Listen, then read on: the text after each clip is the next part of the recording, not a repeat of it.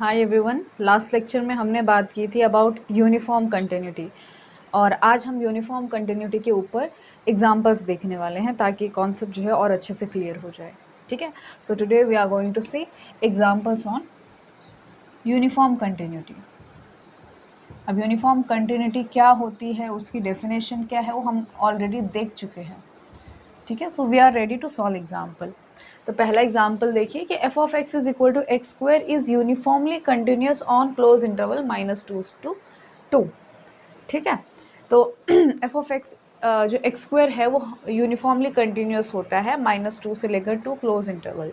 In fact ये किसी भी फाइनाइट क्लोज इंटरवल पे, यानी कि अगर ए और बी पॉइंट्स फाइनाइट है तो ऐसे क्लोज इंटरवल पे यूनिफॉर्मली कंटिन्यूस होता है। तो सिंपल से इसका प्रूफ है कि मान लीजिए epsilon B greater then 0 be given और मैं कोई भी दो पॉइंट्स लेती हूँ -2 से लेकर 2 के बीच में, यानी कि इस इंटरवल से। तो एक चीज़ तो क्लियर है कि आपका जो x1 और x2 है इसका मॉड हमेशा लेस देन और इक्वल टू 2 रहने वाला है, because it lies between -2 and 2। ठीक है, तो अब हम बात करेंगे mod of F of x1 minus F of x2। ठीक है ना, सो ये देखते हैं कि इसका मॉड आता कितना है। सो विच इज़ इक्वल टू आपका एफ ऑफ x1 कितना आ जाएगा, x1 का स्क्वायर माइनस x2 का स्क्वायर, फिर इसका मॉड। इस पे a plus b a minus b लगा देंगे। ठीक है, अब इसको सेपरेट कर सकते हैं, मल्टीप्लिकेशन में वो इक्वली आ जाएगा। ठीक है, तो mod of x1 minus x2 mod of x1 plus x2। अब देखो हमारे पास mod of F of x1 minus F of x2 है और डेफिनेशन के अकॉर्डिंग हमने कहाँ तक पहुँचना है, mod of x1 minus x2 तक पहुँचना है। इसलिए मैं इसको एज इट इज़ रखूँगी और इस x1 प्लस x2 को सेपरेट करूँगी। ठीक है, तो ये जो चीज़ है दिस इज लेस देन और equal to mod of x1 minus x2। तो यहाँ पे क्या आ जाएगा, ब्रैकेट के अंदर mod x1 plus mod x2। अब अभी हमने क्या देखा कि मॉड x1 क्या है, लेस देन और इक्वल टू 2, मॉड x2 क्या है, लेस देन और इक्वल टू 2, तो वो वाली कंडीशन अप्लाई कर देंगे। So this condition will be less than और equal to mod x1 minus x2। यहाँ पे कितना आ जाएगा, 2 प्लस 2 यानी कि 4। तो ये ओवरऑल जो है mod of F of x1 minus F of x2, ये क्या हुआ, लेस देन और इक्वल टू हुआ किसके, x1 माइनस x2 के मॉड इंटू 4 के। ठीक है, अब हम क्या करेंगे कि क्या हमको डेल्टा मिलता है जिसके लिए ये लेस देन एप्सिलॉन हो। ठीक है, सो this is what actually mod of x1 minus F of x2। So mod of x1 minus x2 into 4 is less than epsilon. कब, जब आपका mod of x1 minus x2 is less than epsilon by 4। और obviously यहाँ पे दिख रहा है कि ये आपका क्या है, ये mod of x1 minus F of x2 है और उससे हम यहाँ तक पहुँच गए, है ना, मॉड x1 माइनस x2 तक पहुँच गए। तो ये जो होगा ये आपका डेल्टा की तरह काम करेगा। और ये चीज़ भी यहाँ से साफ साफ दिख रही है कि ये जो डेल्टा है ना, ये x1 पे डिपेंड करता है ना, ये x2 पे डिपेंड करता है, ये सिर्फ एप्सिलॉन पे डिपेंड करता है ना। So depends only on epsilon, यही तो हमको यूनिफॉर्म कंटिन्यूटी में चाहिए होता है। So let delta is equal to epsilon by 4। तो हमने क्या लेके चले कि this is less than epsilon whenever mod of x1 minus x2 is less than delta, यानी कि किसी भी एप्सिलॉन के लिए हमें एक ऐसा डेल्टा मिल गया जो इस कंडीशन को सेटिस्फाई करता है, यानी कि आपका जो ये फंक्शन है वो यूनिफॉर्मली कंटिन्यूस है। ये दूसरा एग्जाम्पल भी पहले एग्जाम्पल जैसा ही है, बिल्कुल वैसा ही है कि f of x is equal to 2x square minus 3x plus 5 is uniformly continuous on this close interval -2 to 2। तो फिर से एप्सिलॉन ग्रेटर देन 0 भी गिवन, x1 x2 उसी क्लोज इंटरवल से हैं तो इनका मॉड जो है वो 2 से छोटा हो जाएगा। अब कंसिडर करते हैं हम mod of F of x1 minus F of x2। तो इसकी जगह वैल्यू रखेंगे तो क्या आ जाएगा, ये 2x1 का square minus 3x1 plus 5 minus 2x2 का स्क्वायर माइनस 3x2 प्लस 5। अब ये 5 तो कैंसिल हो जाएंगे। अब आपके पास क्या बचेगा, आपका 2x1 का स्क्वायर माइनस 2x2 का स्क्वायर। तो इसमें से 2 कॉमन आ रहा है।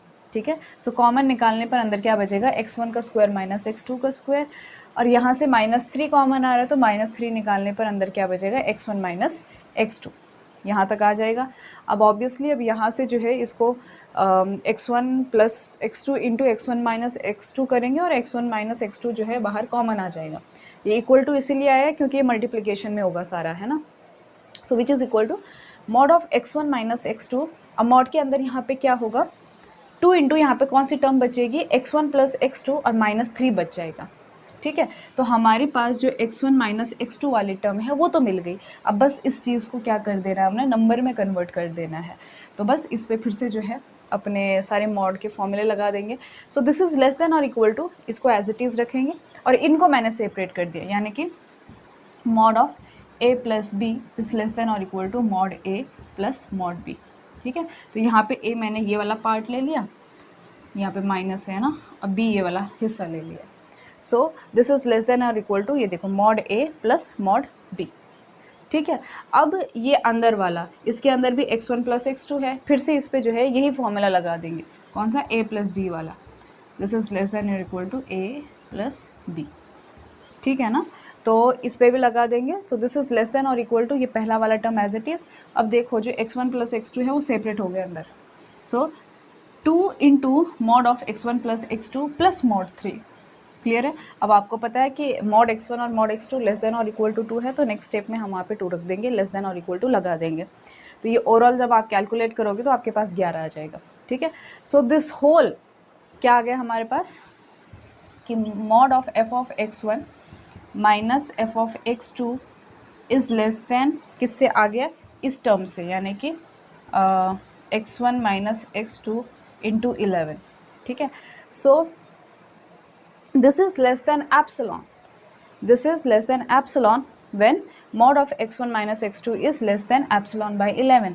अब आपको पता चल गया होगा कि इसी को हम क्या लेंगे, डेल्टा लेंगे। तो जब जब आपका f of x1 minus f of x2 का मॉड लेस देन एप्सिलॉन है, जब आपका mod x1 minus x2 less than delta है। कहने का मतलब ये है कि किसी एप्सिलॉन ग्रेटर देन 0 के लिए हमारे पास एक डेल्टा मिल रहा है जो केवल एप्सिलॉन पर डिपेंड कर रहा है, सच दैट कि वो इस कंडीशन को फॉलो कर रहा है। तो आपका फंक्शन क्या हो रहा है, यूनिफॉर्मली कंटिन्यूस हो रहा है। तीसरा एग्जाम्पल देखेंगे। तीसरा एग्जाम्पल भी बहुत ज़्यादा सिंपल है कि f of x is equal to 2x upon 2x minus 1 is uniformly continuous on 1 to infinity, ठीक है। यहाँ पे क्लोज है, यहाँ पे ओपन है। सो ऑब्वियसली इसका मतलब यही होता है कि आपका कहाँ से शुरू हो रहा है, 1 से होकर इन्फिनिटी पे जा रहा है, ठीक है। तो इस इंटरवल में आपका जो ये फंक्शन है वो यूनिफॉर्मली कंटिन्यूस है। तो शुरू कहाँ से करेंगे, epsilon B greater then 0 be given, ठीक है। और एक चीज़ तो यहाँ पे क्लियर है कि आपके सारे x1 x2 क्या होने वाले हैं, ग्रेटर देन और इक्वल टू 1 होने वाले हैं। So x1 is going to be greater than equal to 1, x2 is going to be greater than equal to 1, ठीक है। और हमको ये नीचे वाला ज़रा एडजस्ट करना है, ये वाला टर्म 2x माइनस 1, इसीलिए मैंने ये चीज़ निकाली है। दोनों तरफ आप 2 से मल्टीप्लाई करेंगे, 2 पॉजिटिव नंबर है, so 2x1 is greater than और equal to 2, 2x2 is greater than equal to 2, दोनों तरफ 1 माइनस कर देंगे। So this 2x1 is greater than equal to 1 and 2x2 is greater than equal to 1। If I take reciprocal, चलो mod ले लिया तो mod भी ग्रेटर देन इक्वल टू 1 हो जाएगा। और रेसिप्रोकल लेने पर आपको यहाँ से पता चल रहा है कि 1/2x माइनस 1 ये क्या है, लेस देन और इक्वल टू 1 है, ठीक है। और ये हमारी काम की चीज़ है।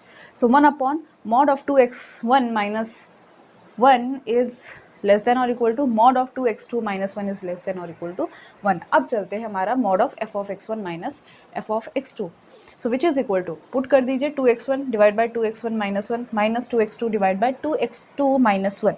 क्या कर देना है, इसके डिनोमिनेटर सेम कर देने हैं, क्रॉस मल्टीप्लिकेशन कर देना है। तो आपके 4x1 कैंसिल हो जाएगा, बचेगा क्या ऊपर, माइनस 2x1 प्लस 2x2, जहाँ से 2 कॉमन आ रहा है तो x2 minus x1 divide by में ये दोनों मल्टीप्लिकेशन में, ये सारा का सारा मॉड के अंदर है। अब देखो यहाँ पे क्या आ गया, मॉड के अंदर यानी कि 1/2x1 माइनस 1 1/2x2 माइनस 1, जो कि हमने नंबर 1 से क्या कहा कि दिस इज़ लेस देन और इक्वल टू 1। तो यहाँ पे ये वाली टर्म भी लेस देन और इक्वल टू 1 हो जाएगी, इसलिए यहाँ पे लेस देन और इक्वल टू लग गया है। और ये वाली चीज़ भी लेस देन और इक्वल टू 1, क्योंकि यहाँ तक इक्वल चल रहा था, ठीक है। और ऊपर का एज इट इज़ है, एज इट इज़ नहीं है, मैंने यहाँ से माइनस साइन कॉमन निकाला है ताकि मैं x1 x2 बना सकूं, ठीक है। सो माइनस साइन कॉमन निकालने पर ये 2 इंटू x1 माइनस x2 हो गया। तो ओवरऑल आपके पास ये चीज़ आ गई। कहने का मतलब है 2 into mod of x1 minus x2। बस इसके आगे क्या है कि this thing is less than epsilon when mod of x1 minus x2 is less than epsilon bye 2। और इसी चीज़ को क्या ले लेंगे हम, delta. So take delta is equal to epsilon by 2. So mod of f of x1 minus f of x2 is less than epsilon. When mod x1 minus x2 is less than delta. कहने का मतलब ये है कि किसी भी epsilon greater than 0 के लिए हमारे पास एक ऐसा डेल्टा मिल रहा है जो एप्सिलॉन पे डिपेंड कर रहा है और इस डेफिनेशन को होल्ड कर रहा है। कहने का मतलब ये हुआ कि आपका फंक्शन जो है 1 से आगे, 1 पर और 1 से आगे जितने भी रियल नंबर हैं उस पर कंटिन्यूस, यूनिफॉर्मली कंटिन्यूस है। अब चौथा एग्जाम्पल देखिए, जो कि हमारा पहला एग्जाम्पल है, उसी के साथ रिजेंबल करता है कि आपका f of x is equal to x square, वो तो किसी क्लोज्ड और फाइनाइट इंटरवल मतलब कि आपका जो ये इंटरवल होगा a कॉमा बी, तो यहाँ पे a और b फाइनाइट नंबर होंगे, मतलब इन्फिनिटी नहीं होंगे दोनों में से कोई भी, ठीक है। तो वो किसी क्लोज्ड और फाइनाइट इंटरवल पर कंटिन्यूस, यूनिफॉर्मली कंटिन्यूस होगा, लेकिन वो r पर यूनिफॉर्मली कंटिन्यूस नहीं है, ठीक है। अब ये जो प्रूफ है वो एकदम पहले वाला जैसा है। पहले वाले में हमारा क्या था, -2 से लेकर 2 में था, तो वहाँ पे हम कह रहे थे कि आपके x1 और x2 के जो मॉड होंगे वो 2 से लेस होंगे, जहाँ पे 2 मैक्सिमम नंबर है, ठीक है। और इस केस में देखिए हम कैसे सॉल्व करेंगे कि मान लीजिए ए बी आर से है और ए बी से छोटा है, यानी कि हमारा इंटरवल ऐसा बनेगा, ठीक है। तो मान लीजिए ए और बी में से जो मैक्सिमम है उसको ले लेंगे हम मॉड के रूप में, है ना, मॉड ऑफ ए और mod of B.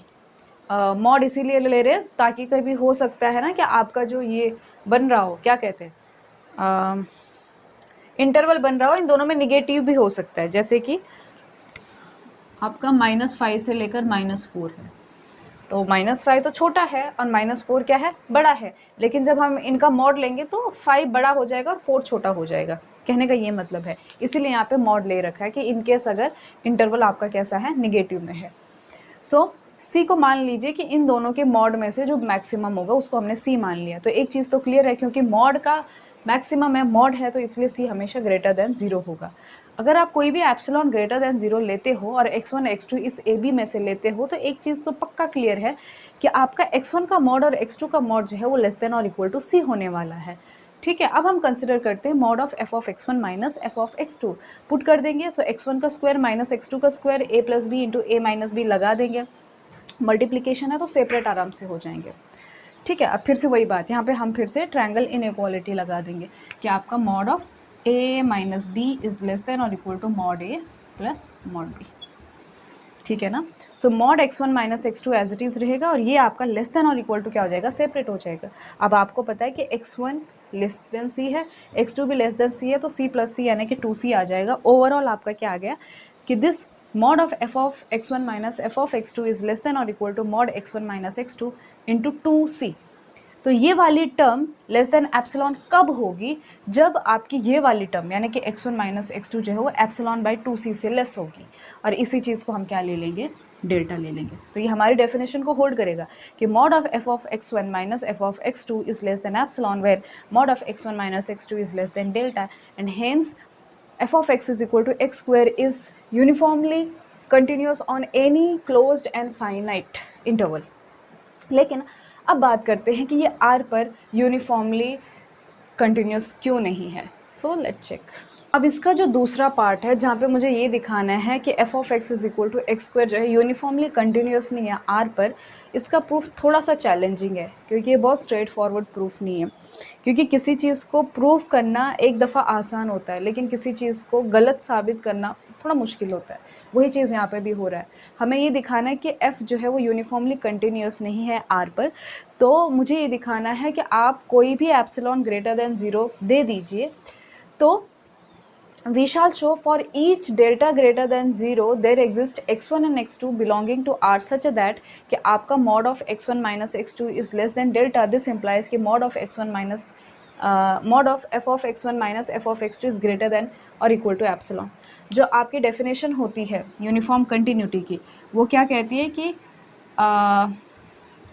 mod of f of x1 minus f of x2 is less than epsilon whenever mod of x1 minus x2 is less than delta for given epsilon greater than 0। हम कहते हैं कि there exists delta greater than 0 such that, ये वाली बात है, ठीक है। अब यहाँ पे हमने क्या किया, there exists delta greater than 0, तो जब हम जो नॉन यूनिफॉर्मिटी की जो कंडीशन है उसमें there exists का उल्टा हो जाएगा, यानी कि for all हो जाएगा। इसीलिए यहाँ पे क्या है, for each delta greater than 0, यहाँ पर क्या है, लेस देन एप्सिलॉन है, तो यहाँ पे क्या हो जाएगा, ग्रेटर देन और इक्वल टू एप्सिलॉन, यानी कि उल्टा हो जाएगा। तो कहने का मतलब ये है कि आपके पास डेल्टा ग्रेटर देन 0 भी कोई भी दे दो, तो हमें ये x1 और x2 फाइंड करने हैं। तो यहाँ पे हमारे पास जो चैलेंज है वो x1 और x2 फाइंड करना है, कि हमारे पास दो ऐसे x1 x2 मिलेंगे जिनका मॉड लेस देन डेल्टा होगा, लेकिन जिनका mod of f of x1 minus f of x2 less than epsilon नहीं होगा। ये चैलेंज है। अब इसको दिखाने के लिए हमें एक सीक्वेंस की मदद लेनी पड़ेगी। तो एक सीक्वेंस बना रहे हैं हम, an, ये ढूंढी गई है, जिस किसी ने भी इसको सॉल्व करा होगा, कि an is equal to root of n plus two epsilon minus root n। तो एक चीज़ तो आपको क्लियर है कि मैं इन्हीं an में से, जो आपकी सीक्वेंस an है ना, इन्हीं में से मैंने x1 और x2 भी लेने हैं। ये चीज़ ध्यान में रखिए आप। तो एक चीज़ तो क्लियर है कि ये जो सीक्वेंस है वो 0 को कन्वर्ज कर रही है, क्योंकि जब आप इसको रैशनलाइज करेंगे, ऊपर नीचे प्लस वाली टर्म से मल्टीप्लाई करेंगे, तो ऊपर 2 एप्सिलॉन बनेगा और नीचे root n plus 2 epsilon minus root n बनेगा। तो ऑब्वियसली ये 0 को कन्वर्ज कर रहा है।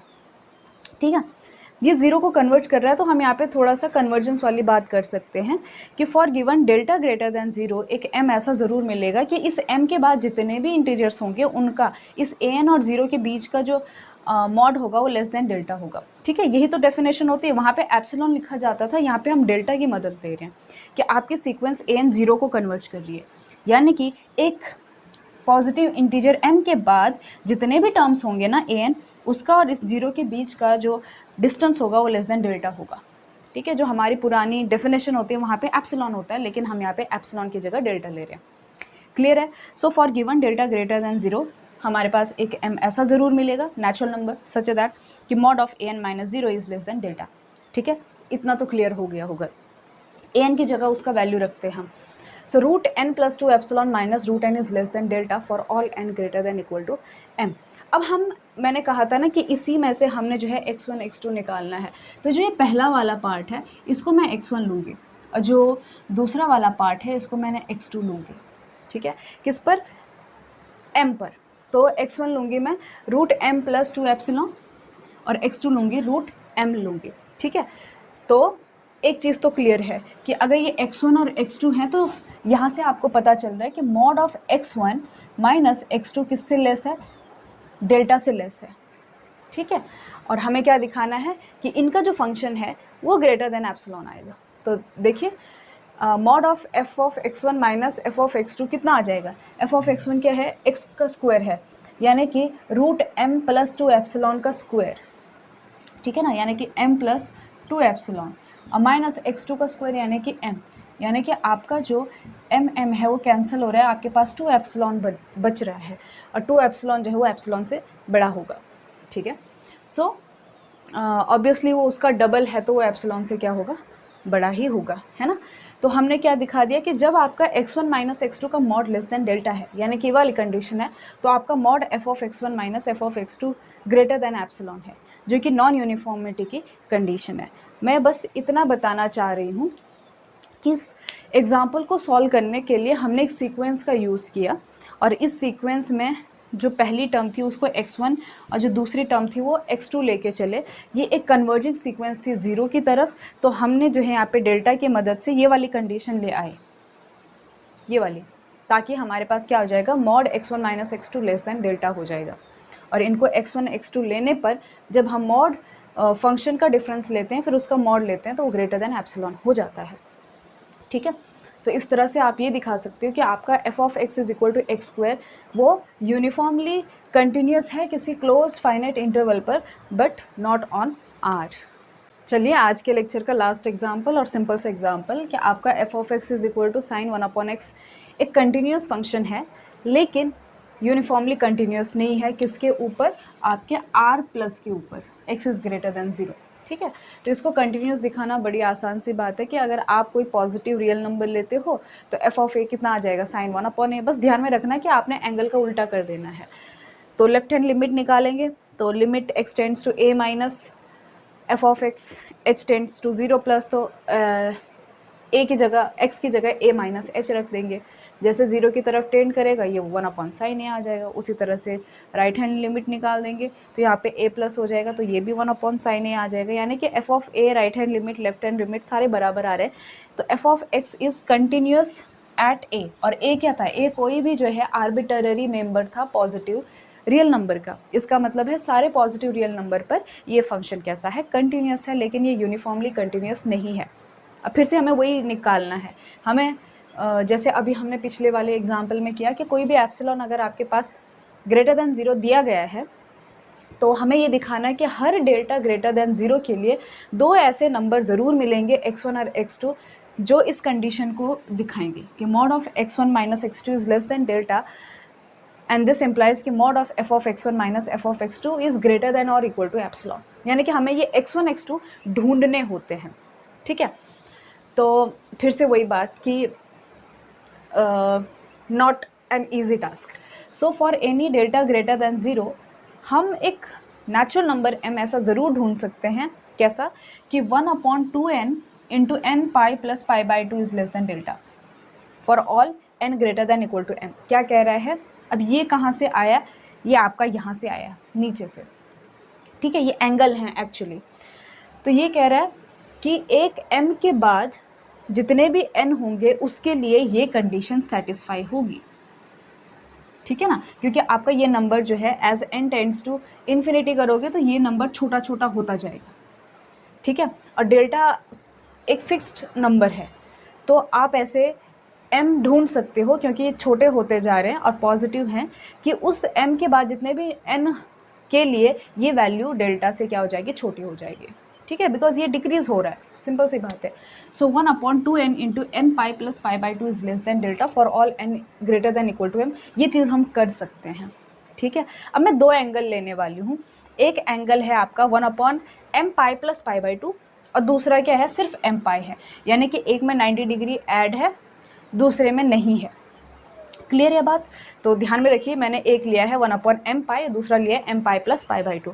तो x1 माइनस x2 कितना आ जाएगा इस केस में, तो 1/m pi plus pi by 2 minus 1/m पाई।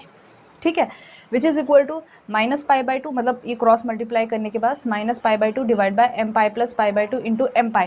तो ये पाई पाई कैंसिल हो जाएंगे, डिनोमिनेटर में क्या बचेगा, ये 2 जो है नीचे चला जाएगा। So it will be 1/2m into m pi plus pi by 2, यानी कि ये वाले टर्म आ जाएंगे। तो अगर आपको ये चीज़ ध्यान में नहीं है तो आप यहाँ से भी निकाल सकते हो। ठीक है, कि हम इस तरह से चूज़ करेंगे कि ये वाला जो टर्म है, यानी कि ये टर्म है लेस देन डेल्टा हो जाएगा। ठीक है, अगर यहाँ पे समझ नहीं आता तो यहाँ पे आपको आपका आंसर मिल जाएगा। सो फ्रॉम 1 हमने देखा है कि ये वाली जो टर्म है ये क्या है, लेस देन डेल्टा है। ठीक है, और when x1 minus x2 is less than delta, अब हमें ये चेक करना है कि mod of f of x1 minus f of x2 क्या। So which is equal to f of x1 कितना है हमारा, साइन 1/x, यानी कि आपका जो एंगल है उसका रिवर्स कर देना है। तो 1/m pi plus pi by 2 है, तो उसका रिवर्स क्या हो जाएगा, m pi plus pi by 2। So it is sine m pi plus pi by 2 minus sine m pi. ठीक है, यहाँ पे क्या आपका m पाई है। क्लियर है, अब आपको पता है कि cos 90 plus theta is sine 90 plus theta is cos theta, तो ये हो जाएगा cos m पाई, और sine m pi, sine multiple of pi is always 0, so this is 0। अब cos m पाई क्या होता है, कभी 1 होता है कभी -1 होता है, डिपेंड करेगा आपका इवन है कि ऑड है ना। तो कहने का मतलब है कि -1 का पावर m हो जाएगा, और चाहे इवन है चाहे ऑड है, मॉड लेंगे तो 1 आ जाएगा, और 1 बहुत बड़ा नंबर होता है ना, क्योंकि एप्सिलॉन आप 0 पॉइंट कुछ भी ले सकते हो, लेकिन 1 आ गया तो this is greater then epsilon. इसका मतलब है हमने जो ये डेफिनेशन है इसको होल्ड करा दिया। तो these were the examples on uniform continuity. अब मैं समझती हूँ कि हो सकता है आपको समझ में आ गया हो कि यूनिफॉर्म कंटिन्यूटी और कंटिन्यूटी के बीच में क्या अंतर है, what is difference between uniform continuity, और इनके जो ऊपर एग्जाम्पल हैं वो भी हमने सॉल्व करने की कोशिश करी। सो मैं चाहती हूँ हम नेक्स्ट वीडियो लेक्चर में हम डिफरेंशिएबिलिटी की तरफ मुड़ेंगे और मीन वैल्यू थ्योरम्स को सॉल्व करेंगे।